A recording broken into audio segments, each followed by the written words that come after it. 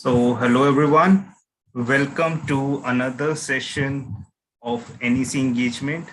I am Arjun, and today I'll be telling you about the constellations. Yeah, so welcome here.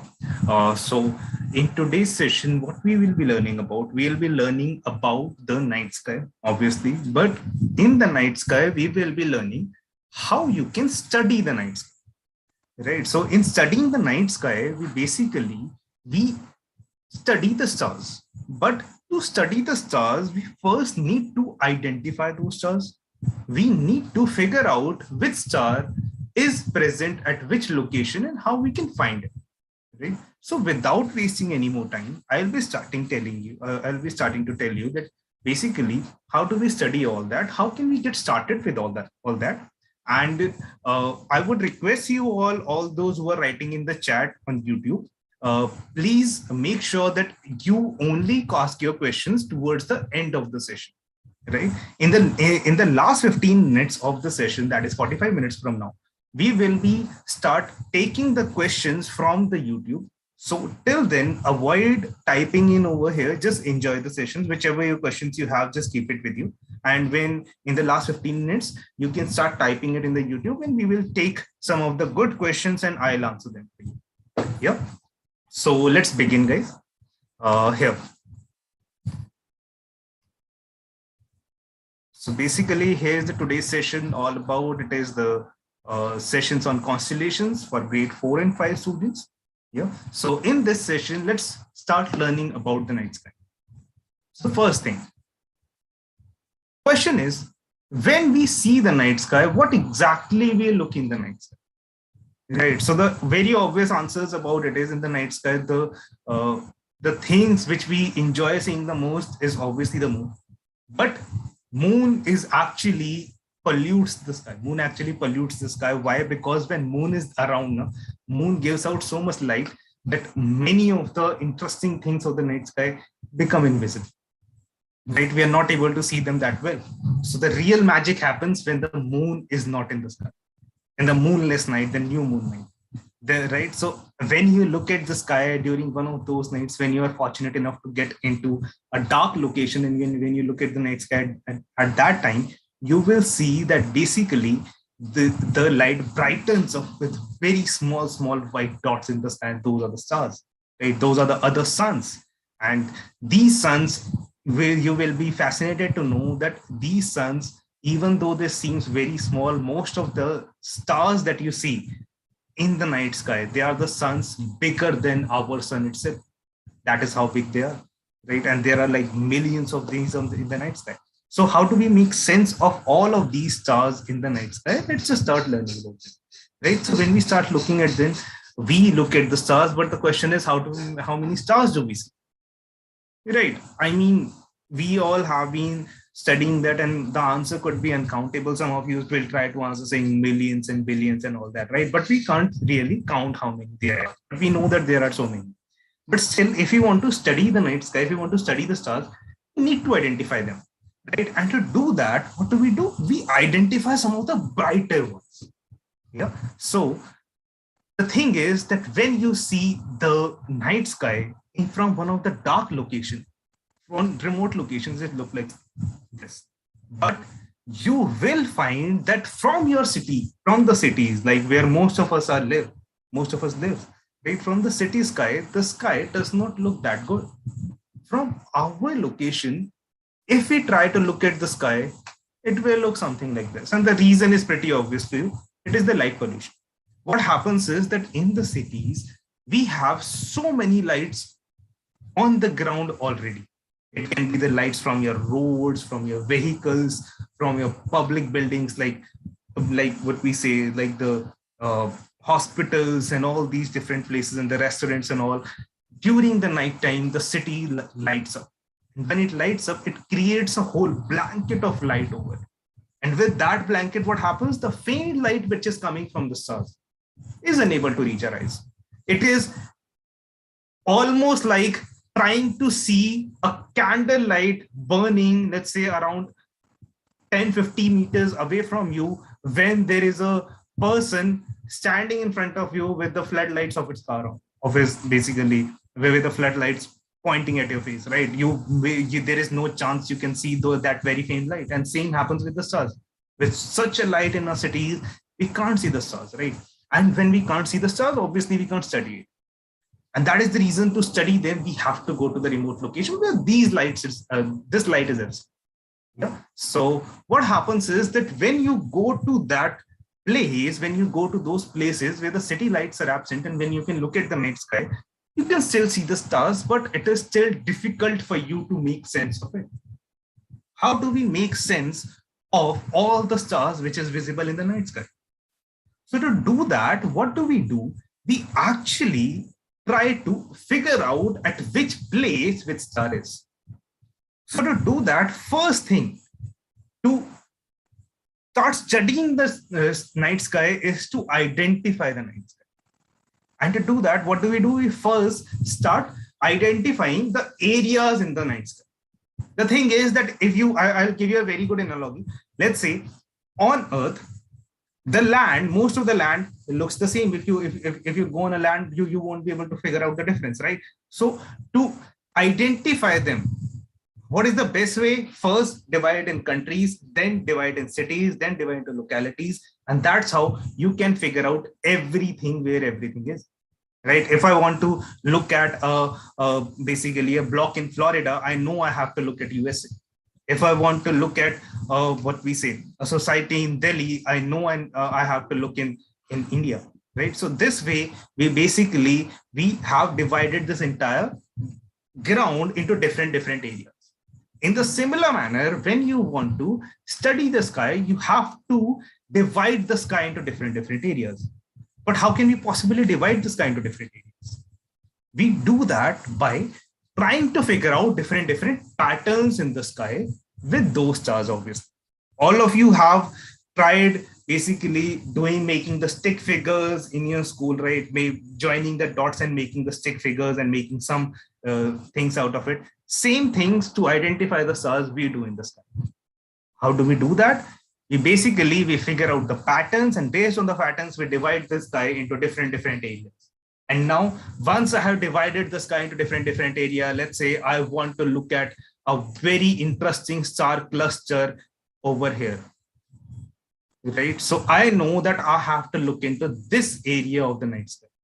So to look into this area of the night sky, I need to know that which area it is and how can I identify it. So to identify these kind of areas, what do? Is we make them into we identify through the star patterns it is formed. So first of all, let me tell you that what are these areas known as?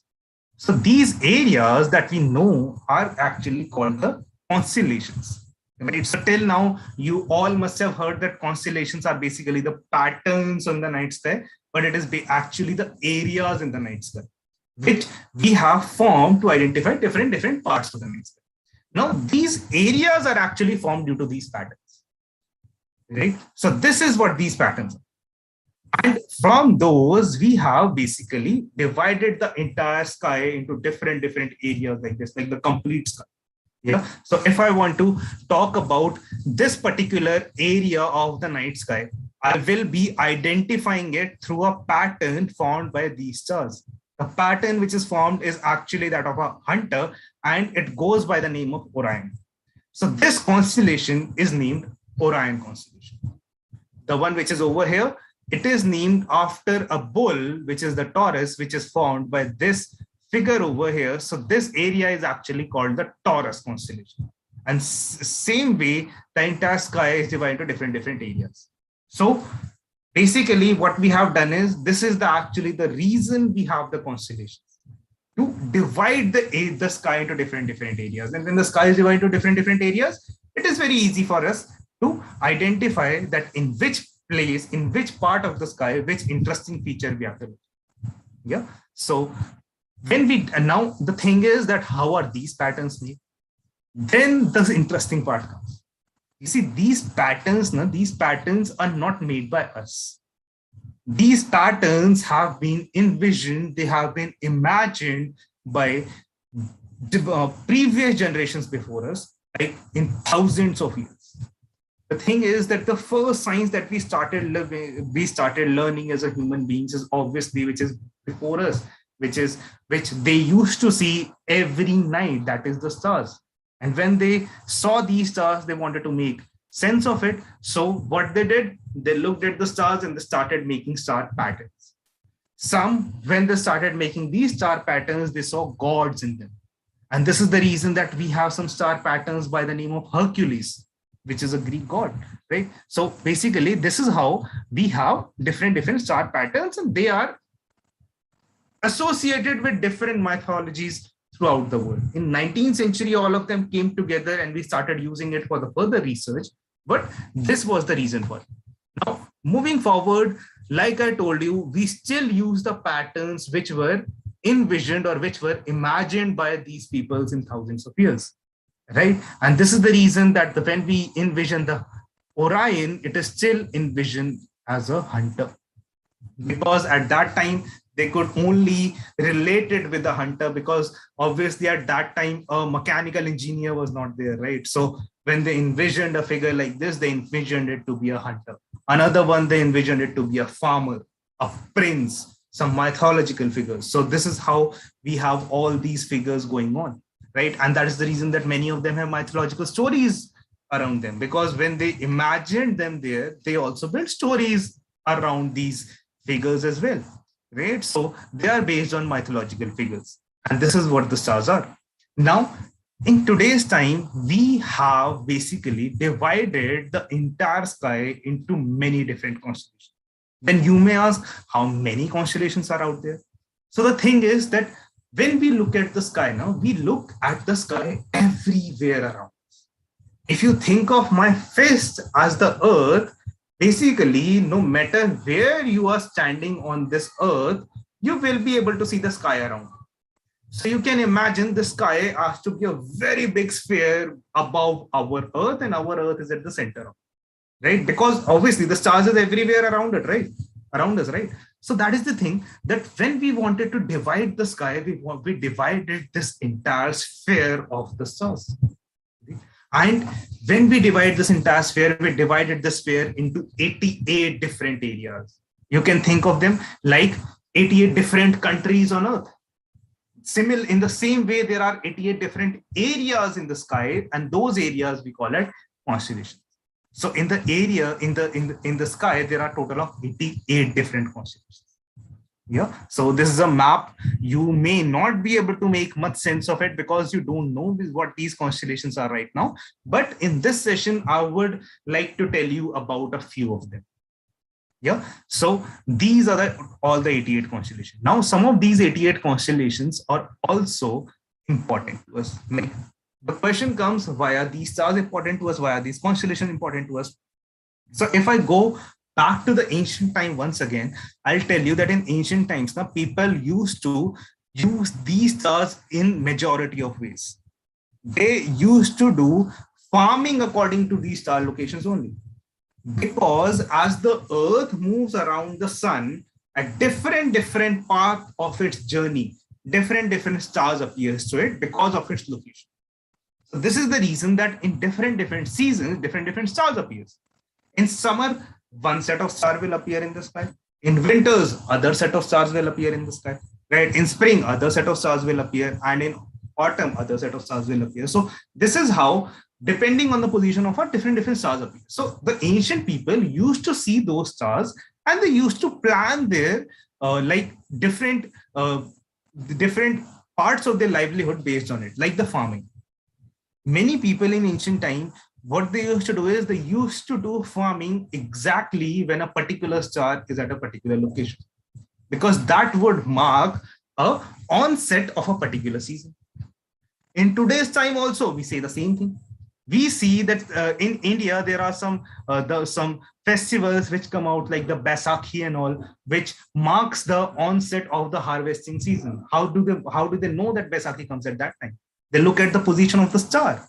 So it means that when the position of a star is at a particular location, it would mean that now Earth is at the right place for the temperature to start moving, because the weather is changing, and this will mark, and when they see it, they will start the harvesting season. So this is actually the reasons for all of that, right? And in the current scenario, in the modern times also, it holds a significance. How? Because these star positions actually help us to study them. Have you ever wondered that how a particular telescope is able to study a particular area throughout the year? What they do is they figure out a star pattern. When they figure out the star pattern, they guide their telescope according to the star pattern and they study that. So studying those star patterns has always been important to us, right? Throughout the time, it has been important to us. Obviously, the application has changed over. Yeah, and obviously the navigation. In ancient time, when let's say when you were in the seas, how would you navigate? Because everywhere you see it's the same. In the daytime, you can still somehow be able to navigate by looking, okay, if the sun is rising from here, okay, so it is the east. When the sun is rising from here, it is the west. But what about the nighttime? Right? In nighttime, you don't have anything. So for that, they need to figure out the directions to navigate in the night, and what they have to turn to, they had the stars. This is the reason that they turn to the stars to navigate, and this is how we navigate using some of the stars. We have studied before also, and I'll tell you again. So when we want to navigate using the stars now, the very simple way of navigation is by finding one particular star, and that star is the pole star, the Polaris. So what happens is that basically, as the Earth is rotating on its axis, everything you see in the sky is moving in the opposite direction. You all have studied in your school, right? If you want to visualize this, what you all can do is you can stand up right now and start rotating like this, like Earth. And when you start rotating, you will feel that everything in your room is actually, it seems like it is moving in the opposite direction. Yeah, and same happens with Earth. But when you are rotating like that, try looking just above your overhead like that. When you look just at your overhead, you will see that everything is moving around you, but at the point at the top, it is not moving at all because it is at your axis of rotation. Same happens with Earth.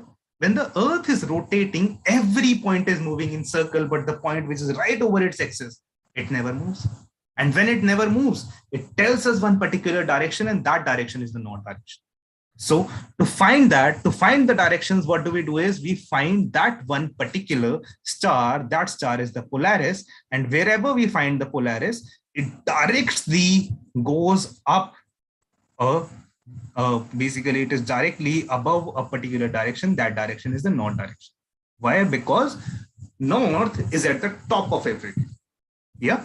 And when we have the north, we can figure out all the other directions. Let's say if north is in front of you, where will be the south? Towards your back, right? If north is in front, south is at the back. And when north is in front and south is at the back, you will find that basically the sun will always be rising from your right hand side. Yeah. So if you are facing the north direction, south will be at the back, east will be towards your right, and the west will be towards your left. And this is how the different basically you can find all the different directions once you have figured out the one direction, that is the north direction. Yeah, once you have the north direction, you can figure out all the others. And this is how we figure out the star patterns. We do it through two patterns in the sky. Those two patterns are called the Cassiopeia and the Big Dipper, and both of them are also constellations. Yeah, so let's just start learning about a few constellations, and let's just try to memorize the figures of the few constellations. Okay, later on we will play a very interesting game where I will ask you to identify a few constellations. Let's see how many you can remember. So this is how this is of two constellations I'll tell you right now. One is the Little Dipper. This constellation is called the Ursa Minor.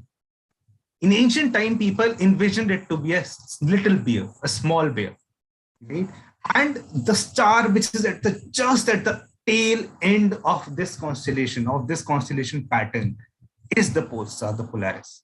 The other one is the Ursa Major, the big bear. Now, the big bear, inside the big bear, you will find that there is another pattern which looks like a very big spoon.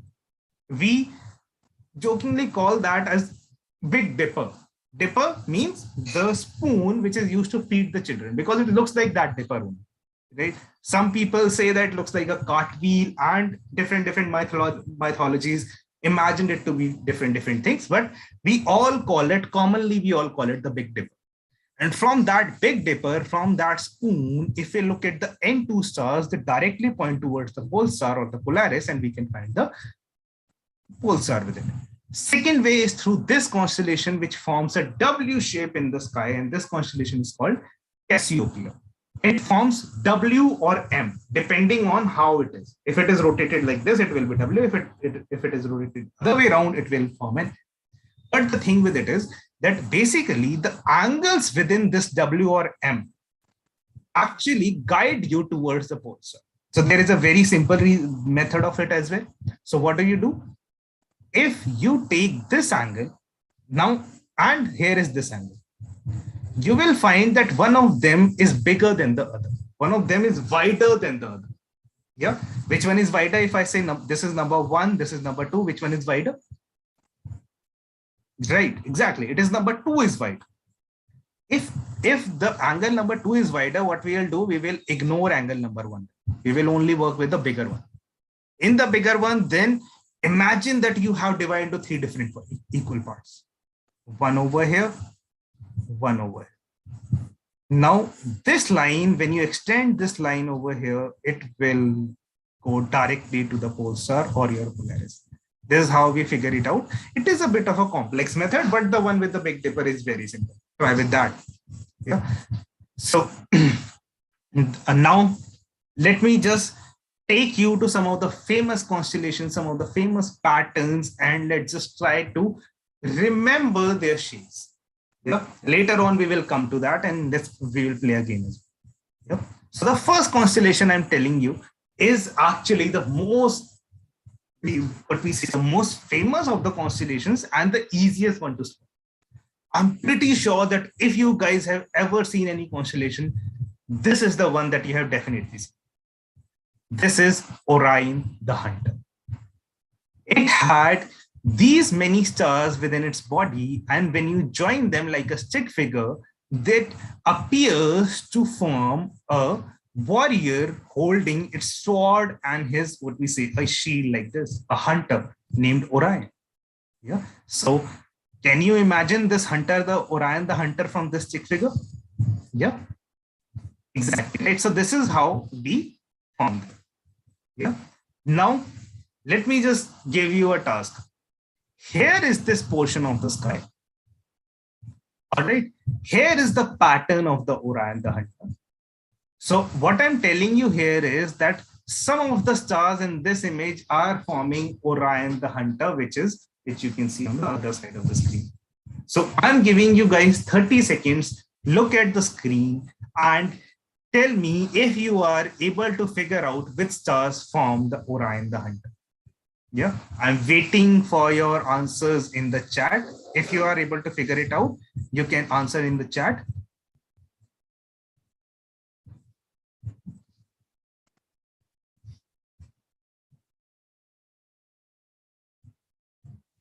All right.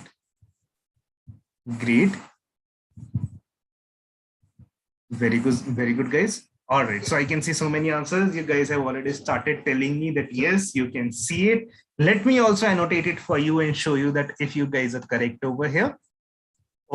So the pattern is, I will start from this star, the shoulder star, the red giant Betelgeuse. All right. This star, I can identify it to be over here.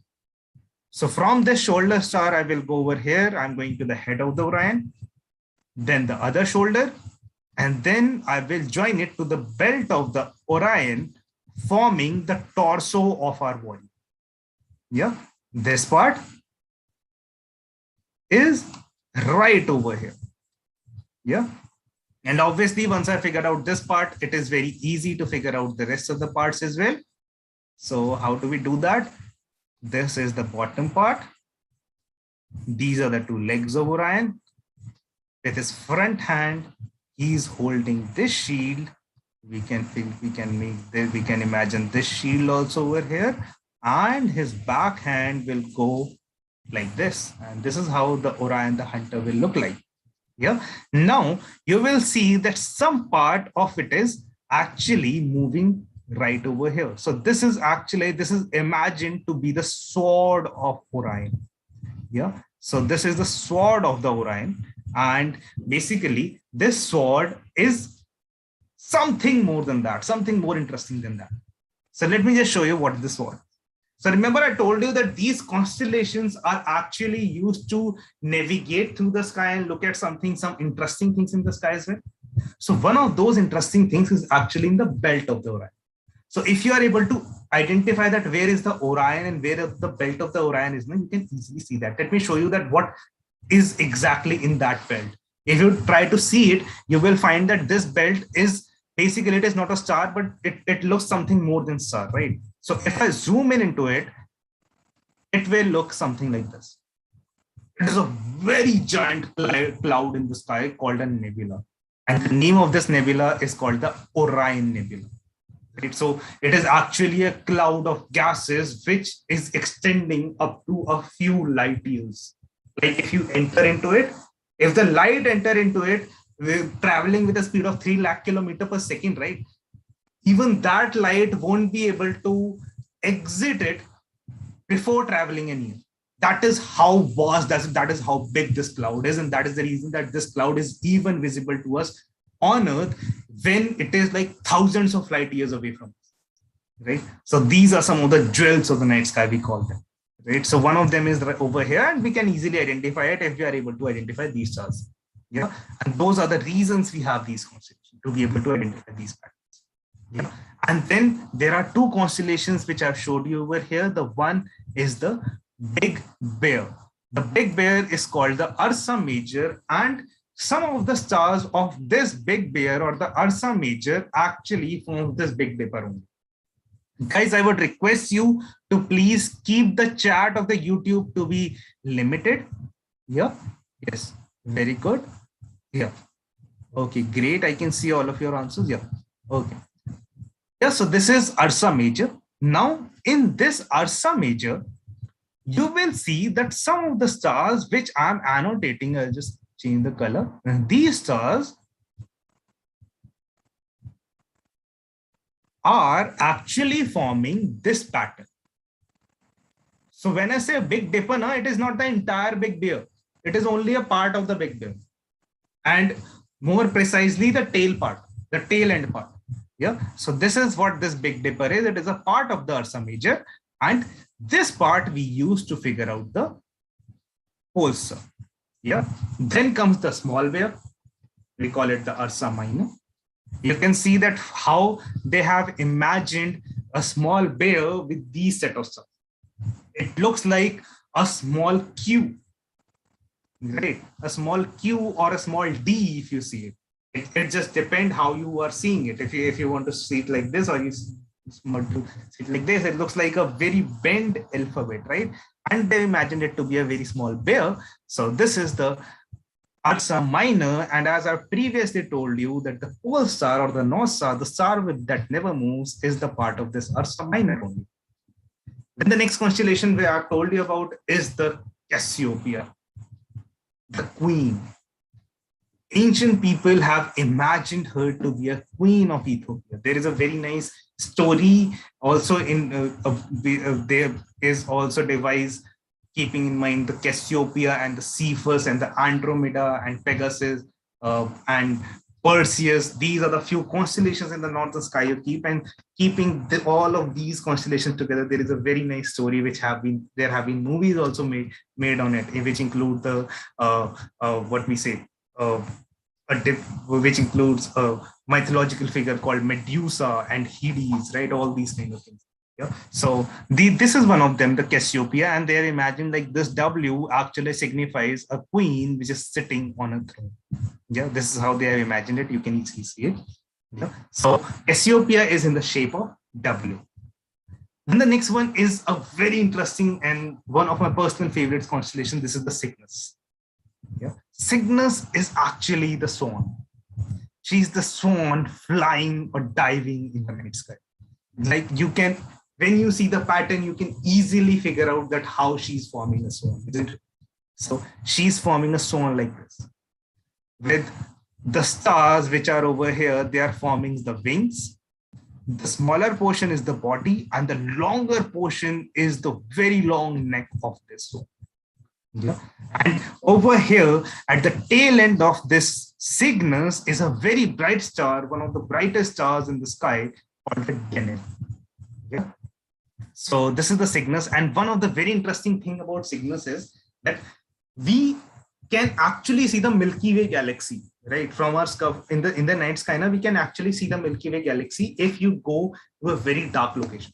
Now, the thing about Cygnus is that the location of Cygnus is such that it seems like if this is the Milky Way, you can easily see a very faint Milky Way at the back.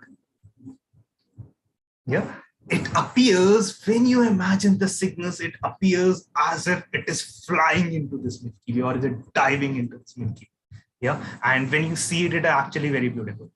Yeah, so this is the Cygnus. And the next constellation I'm telling you about is the Taurus. All of you have heard this Taurus constellation from the zodiacs. So this is the Taurus constellation, and you can see that how it is forming a bull or the Taurus. You can easily imagine it, don't you? So here you can see that this star, can you see this star?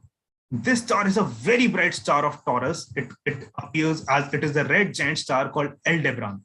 And this Aldebaran forms the eye of the Taurus. So it forms like the head of the Taurus over here. The two big horns of the Taurus like this, and the body of the Taurus, the body of that bull, which is forming over here. Yeah. So this is how they have imagined a very big bull from all of these stars. When you join the stick figure, you can form this bull, and it holds a very special place in mythological stories. Yeah. So this one is the Taurus. I hope you will be able to, you guys are remembering the shapes over here, right? This one is Taurus. Then this is my another one of the favorite constellations. This is called the Scorpio.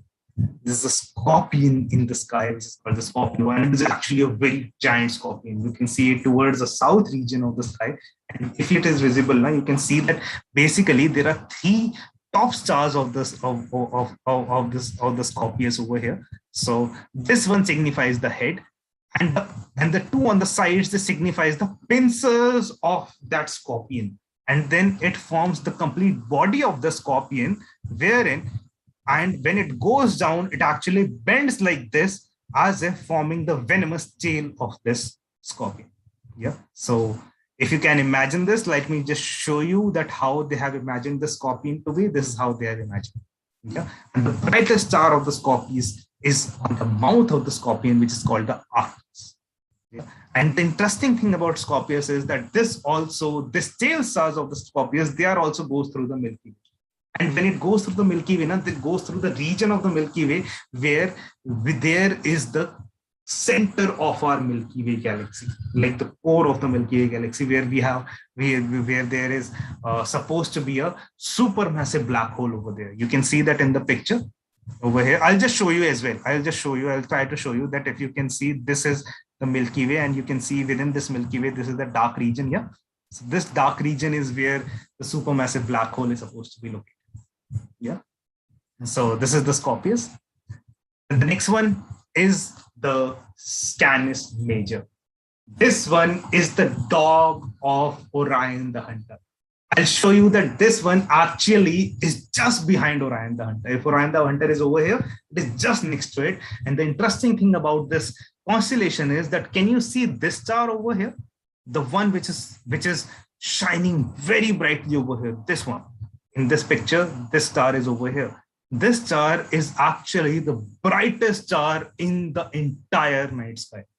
The name of the star is called Sirius, right? As in the Sirius Black of Harry Potter. That is also a very interesting fact that J.K. Rowling, the writer of Harry Potter novel, she is also a very avid astronomer. So she named many of her characters based on these stars in only, right? So one of hers, the very interesting character is the Sirius Black, which is named after this Sirius constellation only, the brightest star of the night. So this one is Sirius, and it is part of a constellation called Scanis Major. I hope you'll be able to remember the figure of this as well. It looks like a dog, yeah. And the next one is Buddhist. It looks like a tie. It actually looks like a tie, don't you think? So here you can see that this is the neck region of the tie, and this is the tie over here, right? But obviously the ties did not exist in the ancient time when the Buddhist constellation was first envisioned. So they didn't envision it as a tie. No. In the current time, if it were formed, they would have definitely made it the tie. But because it was done in the ancient time, people imagined it to be a farmer, the Buddhist. Yeah. So over here you can see that this is the Buddhist, and this is how they imagined it to be a farmer. Yeah. So doesn't make much sense, but yeah, it is as it is. Yeah. So it is the Buddhist constellation, and the next one is also a mighty constellation, which is a very large constellation in the night sky. This one is the Lion. If you guys are aware about the name of the constellation, many of you are already know what is the name of this constellation, and this constellation is called the Leo, the Lion, one of the another zodiac constellation. Yeah. So here you can see that you can easily see that how it is forming the Lion. I don't have to make it for you, right? So it is very self-evident. And here you can, the brightest star of it is over here. This is called the Regulus, right? And then comes this constellation. If you see this constellation, it seems as if some stick figure is dancing. Yeah. But obviously, ancient people did not want it to be that fun. So they imagined it to be a warrior ready to fight. And who's that warrior? That warrior is the demigod Hercules. So they have imagined it like this, that the Hercules is trying to find a serpent, is trying to find what we say, a mythological figure. Yeah. So you can see that this is how the Hercules looks like. The two hands of Hercules. This is one hand. This is another hand. The two legs of Hercules. This is one leg. Yeah. And this is the another leg. And here is the entire torso of Hercules. Yeah, and the head is missing over here, but the head would definitely come over here. Yeah. So this is the Hercules, the constellation, and it is named after the god. And this is Hercules. Yeah. And the next one is the two brothers, which are holding each other's hands like this. And these two brothers are twin brothers, another zodiac constellation, and this one is called the Gemini. Yeah. I hope you guys are seeing the images over here, and you are able to see these patterns of this chart.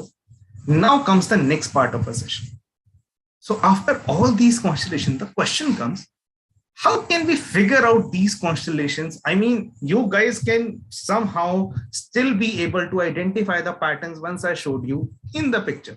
But what about the actual sky? Will you still be able to figure them out in the actual sky? That is a real question, right? So to figure them in the actual sky now, we use a method to find them. And that method is called the star hopping method. So what is that star hopping method? What we do is we actually figure out the next star based on the position of one star. So what do we do? If we want to find out all the entire sky, all the constellations in the entire sky, we only have to find out one major constellation, one easy to find constellation.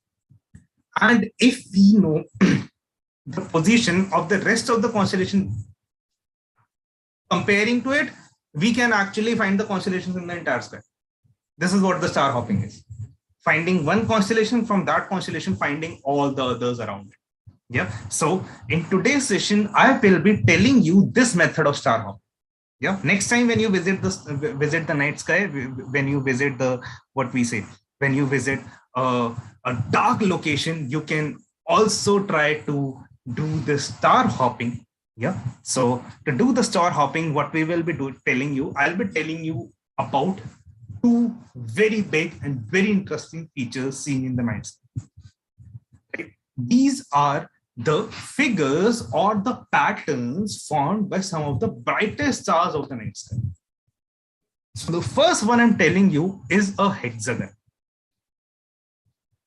This hexagon is formed in the winter sky, and it is not actually in one constellation, but it is actually in 6 different constellations. It is This pattern is such a big pattern that when you see this pattern, it actually covers most of the sky around you. There's such a big pattern. It forms a very big hexagon in the sky like that. Okay? So, and the best part about this pattern is that it is very easily seen. That if you know that what you're looking for, you can find this hexagon within minutes. It is so easy to see and so easy to find. So I'll just tell you about this pattern. And once you have found this winter hexagon, you can actually find the 6 constellations which are part of this. And from those 6 constellations, you can figure out the 3-4 constellations which are next to it. So if you are able to figure out this winter hexagon, if you are able to find this winter hexagon, at least in the winter sky, you will be able to find out around 50 to 60% of the constellations visible in the entire sky. That many. Yeah. So this is how I'll just tell you about this winter hexagon. So this winter hexagon is actually made up of the bright star of 6 constellations that I told you. The brightest star of the Orion region, brightest star of Scanis Major, the Sirius, Canis Minor, Procyon, brightest star of the Gemini, Pollux, brightest star of Capella, brightest star of Orion Constellation, Capella, and the brightest star of the Taurus constellation called the Aldebaran. So now you see this is forming these 6 stars. Now the interesting thing about these 6 stars is these stars are actually among the 20 brightest stars visible in the entire sky.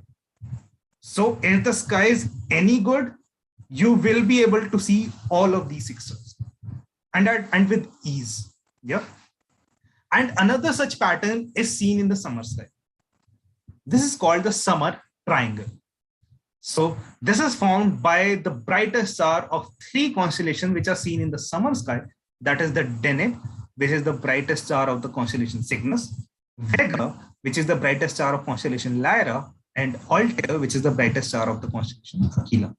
Right? So obviously I have only told you about Cygnus right now, but how many would I tell, right? So some of them I basically believe you only to find if you are interested in it.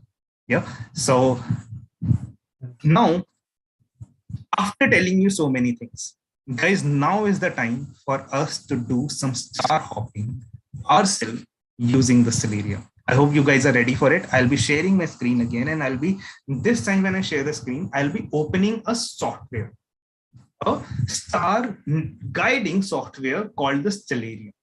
Yeah. Now, through that software, I'll be telling you how you can do the star hopping with these stars. So let me just share the screen.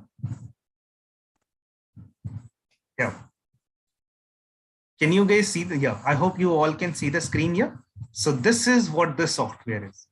This software actually shows you the sky and the ground as it will appear to you at any given location on Earth, right? So at any given time that too. So right now it is showing me the sky of the place where I am sitting right now. It is New Delhi. I'm in New Delhi right now. So it is showing me the sky of New Delhi. And here you can see that I can see the sky above and the ground below. Yeah. So and over here you can see some alphabets which are written over here. These alphabets are basically the directions which are written. So if it is written E, it is the east direction.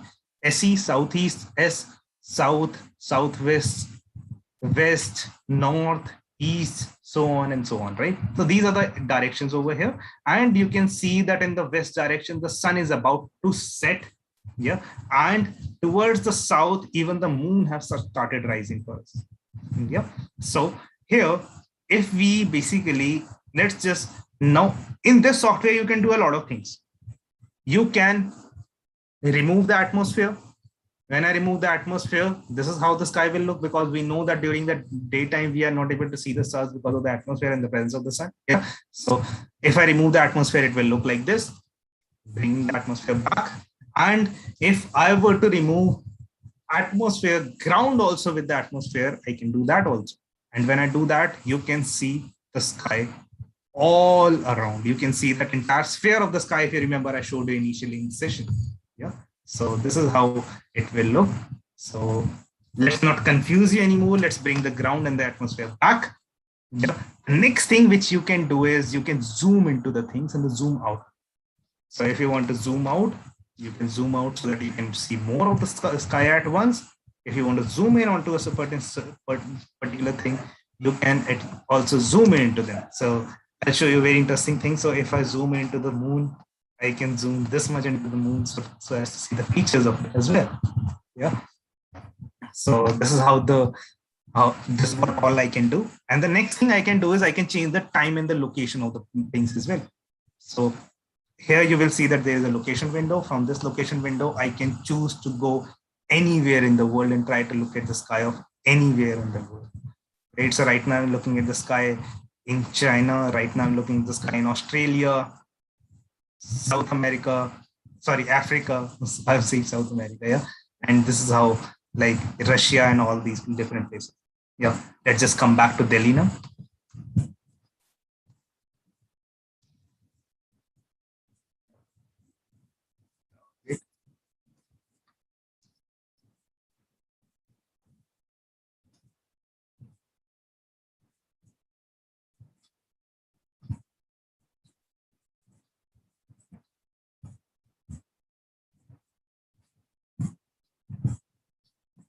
Okay, moving back. So this is basically, this is one of the locations here. I'm almost in Delhi. So moving forward, so this is the location in India over here, right? And this is the time, the current time, which is happening over here. And I can change the date as well. If I want to change the time, look at the sky of 2 months from now or 3 months from now at, let's say, 8 o'clock, I can change it. And as you see, as I keep on changing, you will see that the sky keeps on changing. Remember, I told you that in different seasons, different parts of the sky is visible. You can see that how it is happening over here. Yeah. At the same time, at the exact same time, each month, the sky is shifting a bit towards the east.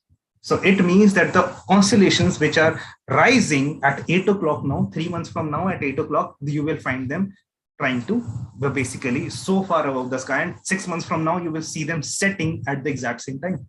So this is how it will move. If you want to see it, look at this band in the sky called the Milky Way here as it is moving. Yeah.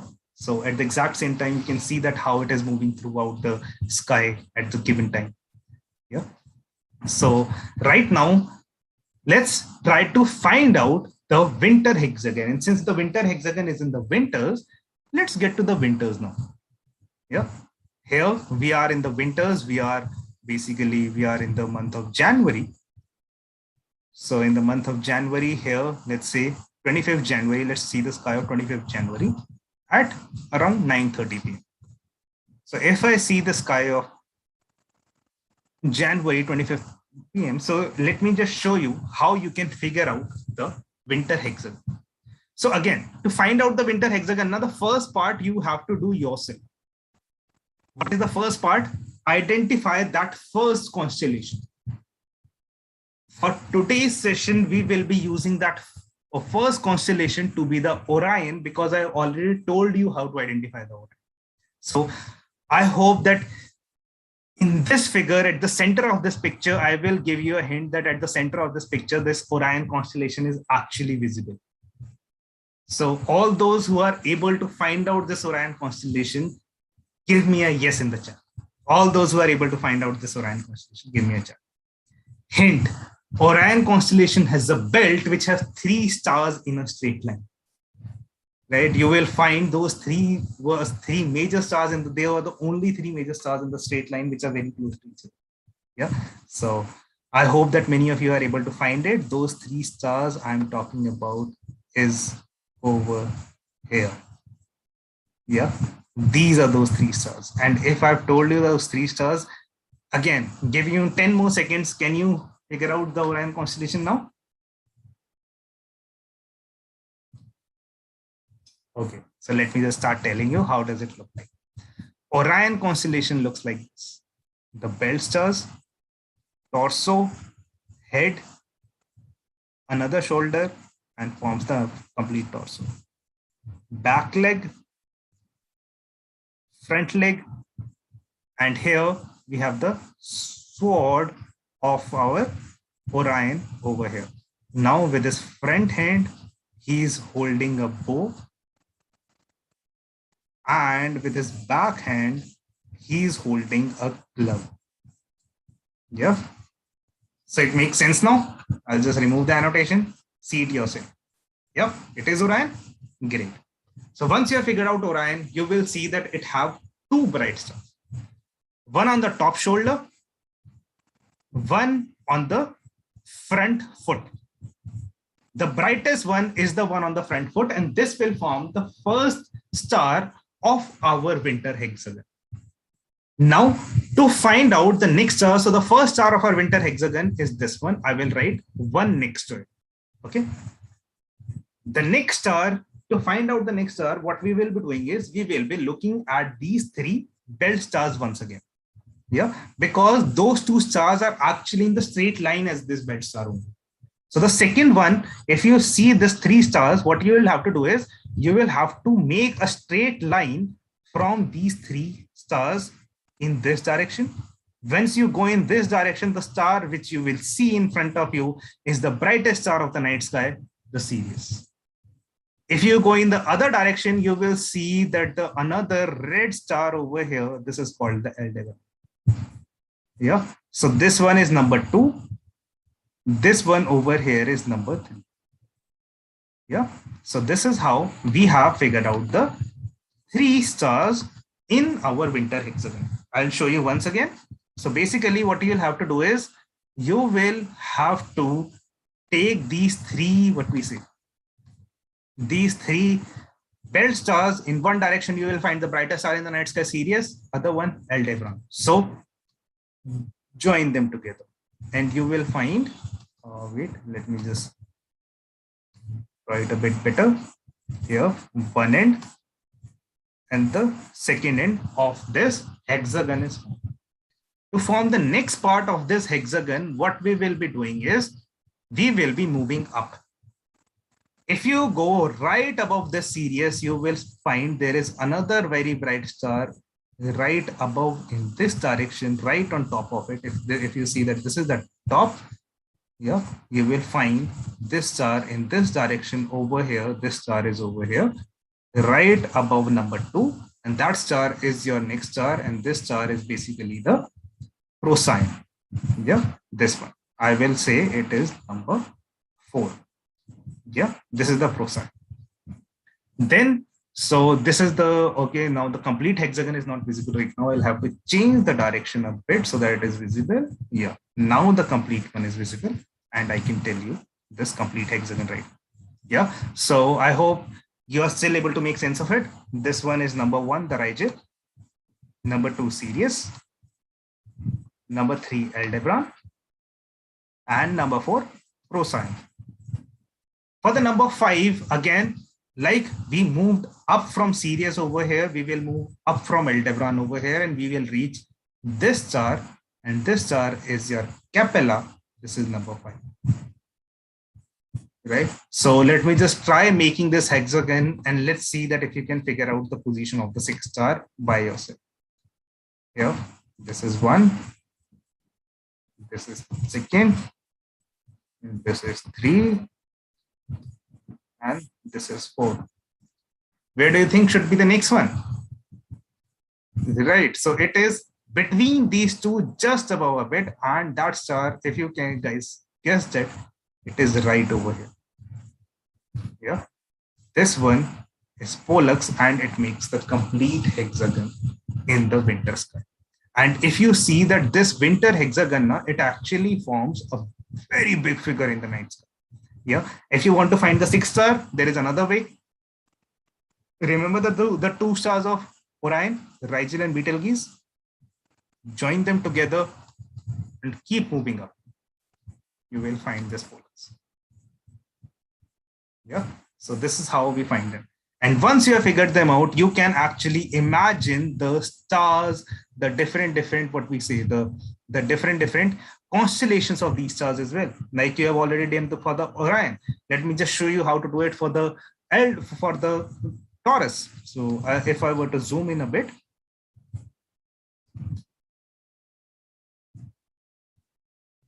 Not that much.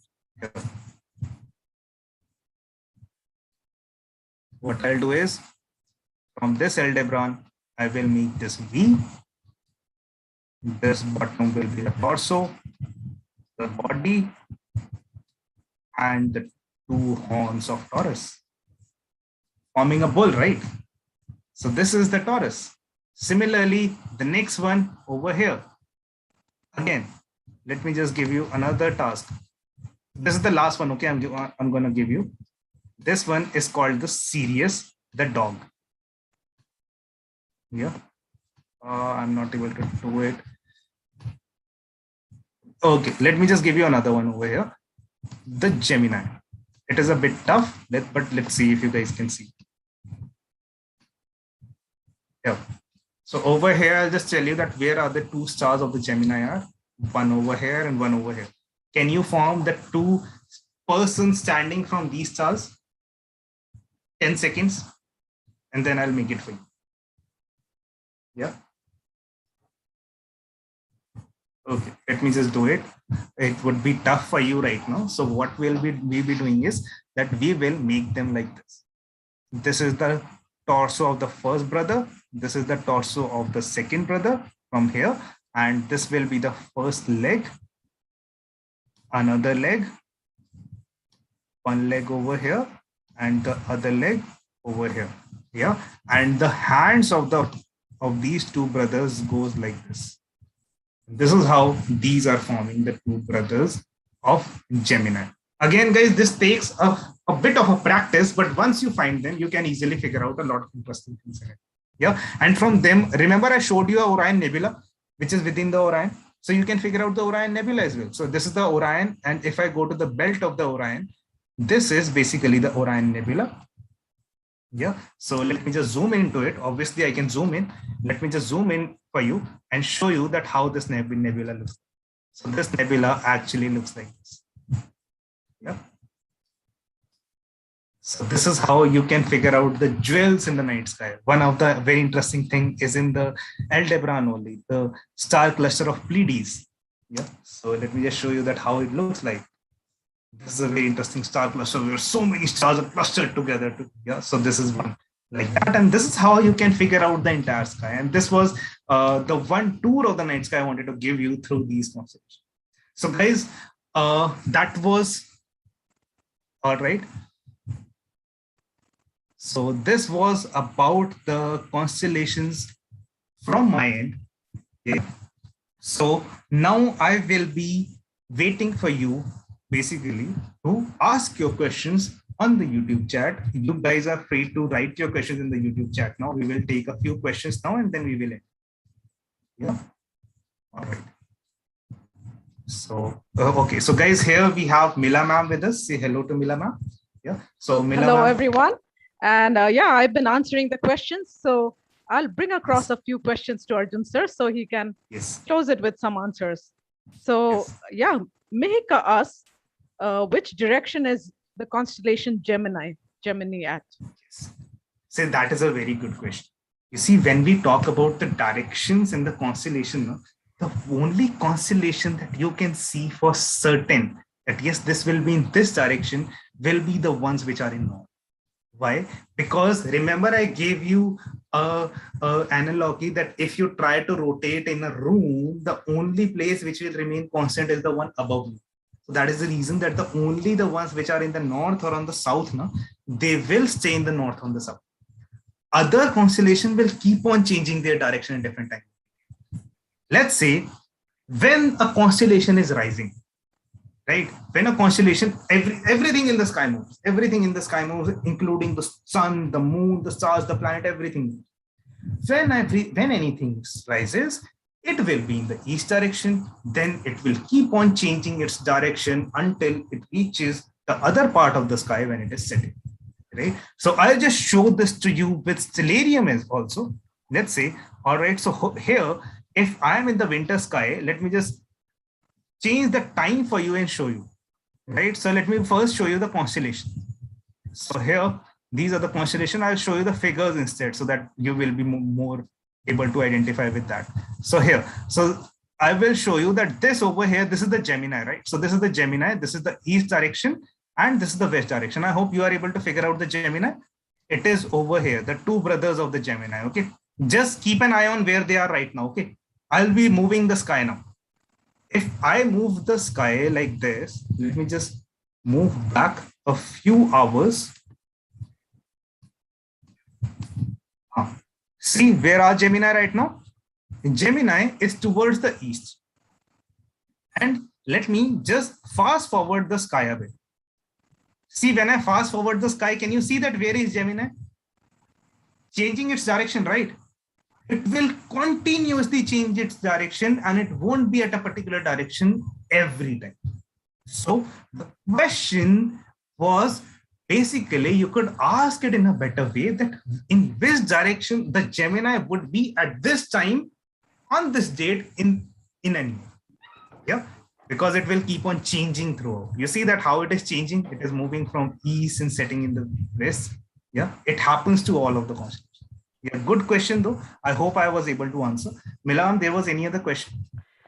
Yeah, see, a couple of people asked, what is star hopping? So very briefly, if you can tell them why star hopping is useful. Yes. See, the star hopping is useful for a very small purpose, that we want to figure out that where a particular constellation is at a particular time.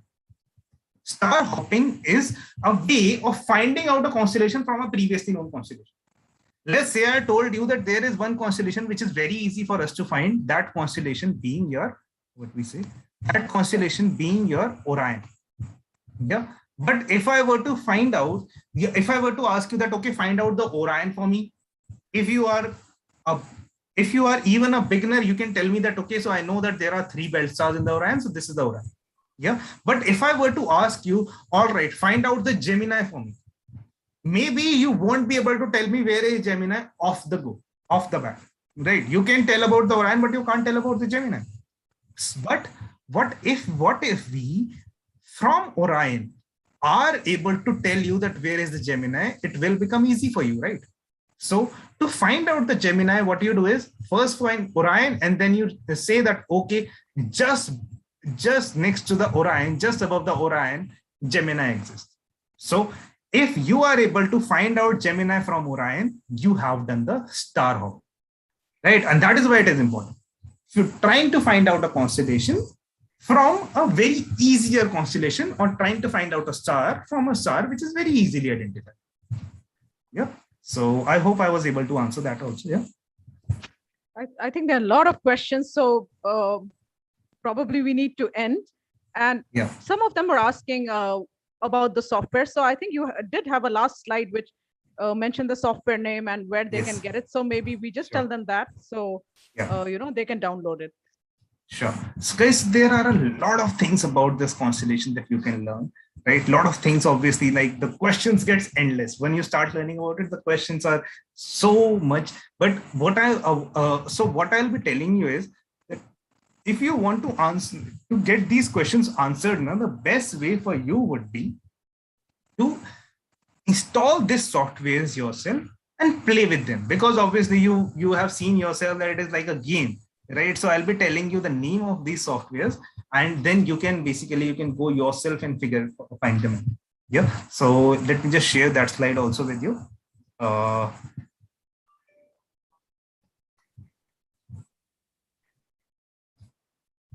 You had it in the slide, your last slide. Yes. I'll just share it with you.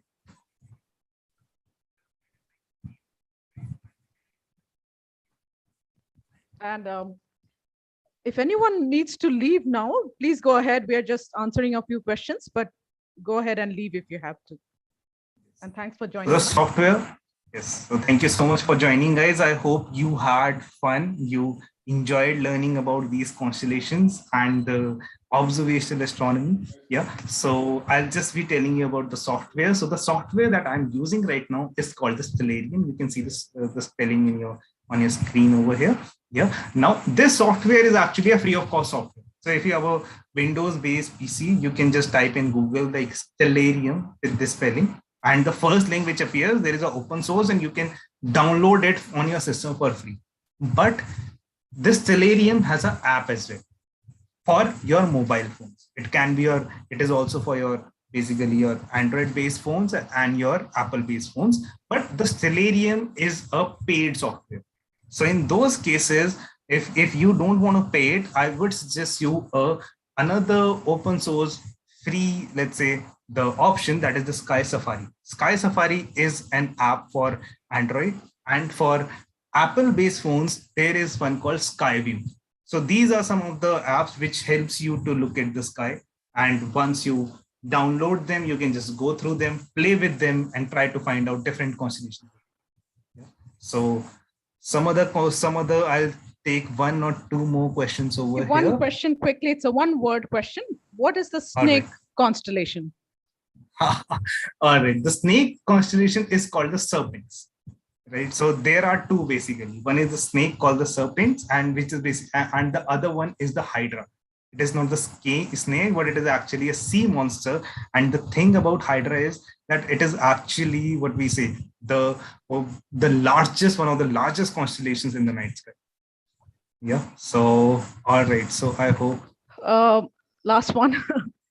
Can constellations be used for locations? And yes. Yeah, it is. But the way ancient people used it for locations is not how we use it, because like students pointed out, we have compasses now and we know directions in other ways, but it can still be used to identify celestial bodies near it. So yes, it is location. Arjun, you can add to it and we can close it. Yeah, basically, yeah. So we can, see, the thing is that they can help you to find out the location of the stars. But if you say that, can I find out my exact location on Earth using the stars? That is actually very difficult, and you have to be very experienced to be able to do that. Yeah, but it can tell you this thing that you can actually see this thing that depending based on the sky that you see, you can actually tell that what kind of latitude you are at. I'll tell you a very easy example. Let's say if you are at a north latitude, over here, you will be able to see the constellation, the Polaris, right above your overhead. Yeah. So as you keep on moving down, so I'll just see that, okay, so this is the north direction, right? So you can see that how much above you is the Polaris. Okay, so you can see the small bear, and at the end of it, this is the Polaris. As you keep on moving down in the latitude, you see that this Polaris is coming down. It's keep on coming down. Yeah. So I'll just show it with you.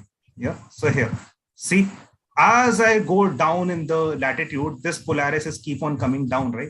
So this is how, basically, this is how it changes. You can see, you can tell the latitude depending on the stars, but you cannot say the exact location. Yeah. And if you go down in the southern pole, south pole, this north stars completely disappear, and all you can see is the constellation which is visible in the south, and basically in the southern sky. So this is how it all works. Yeah. So that was all. So Mila, any other questions? There are a lot of questions. So I think Arjun sir has given you the background, so you can probably find it there. Some of them are still asking, why do we need constellations? And, it's also to identify other celestial objects, like Arjun sir pointed out, Orion Nebula. People study the nebula. So if you find the constellation, you can train your telescope at it in that direction. So it's not just location of north-south, but also to find out where some certain interesting celestial objects are, like nebulae, like deep sky objects. You can use these as pathfinders to help you. Yeah. Okay, so which star is at the nadir? They have that question. Okay, so there is a constellation called Crux. In the north, like we have the Ursa Minor. Now in the south, we have one called the Crux. So the thing is that, unfortunately, just like we have a star right at the North Pole, now, on the South Pole, basically just below the South Pole, we don't have any star. But we have a constellation just next to the South Pole, and that constellation is Crux. Yeah. So the nadir is basically, again, the nadir is the point. If you, I would take that the nadir you are referring to the point when you're standing on the North Pole. But the thing is that the nadir will keep on changing as you keep on changing your latitude. Yeah. So that is another thing. All right. So, all right, guys, here is the thing, like this session now, basically this session will be available to you to see later on as well. So if there is any part which you could not understand, what you can do is you can go back a bit, right? You can go back a bit and try to understand it again. Yeah. And if you still are having some problems, you can write to us as well, and we will try to answer your question. Yeah. So it will be available to you on your LMS with the link that you got right now in the LMS in the student engagement program. You will see that this link will always be visible over to you. Yeah. And what you can do is you can go to that link, you can view the entire session again. And if you want to see that one exact point, you can stop there and see it. Yeah, it is always visible. All right. So with that, I would like to end our today's session. Arjun, can you just, I'll just share one slide because, that was not the end of it. We have more things coming up for you. And I hope you all enjoyed, and look, with the questions, looks like they really enjoyed today's session on constellations. And tomorrow we have another very exciting sessions, and it is for higher grades. You can always watch, but it is for higher grades, and it's called a Galactic Cruise. So we will teach you about galaxies, and we'll also tell you, walk you through a very exciting citizen science program on galaxies. And also upcoming this Saturday on 18th, we have a webinar by a very famous person in Malaysia who combines art and science, art and astronomy specifically. So do watch out for that. And most exciting, on September 28th, we have a Kahoot mega quiz for class 4 and 5 only. And on September 29th, a Kahoot quiz for grades 6 to 9. So basically for them, for all of these. Yeah. So for these students, it will be on September 28th. So guys, mark the timing, September 28th, 5:30 p.m. IST, Indian Standard Time, 5:30 p.m. All you interested students will be competing against each other in the space quiz together. Yeah. So get ready for that. But before that, make sure that you join us on 18 September as well. That is this Friday at 5 p.m. IST for the webinar. Yeah, so that was all. And Milam, you have anything else to share? No, I'm glad you all joined, and thanks Arjun for taking them through such an exciting session. So everybody, with that, Arjun sir and I are logging off, and thanks for coming, and thanks for asking so many questions. You can always read up a little bit more about it and stay informed. Thank you again, everyone. All right, thanks guys. Yep.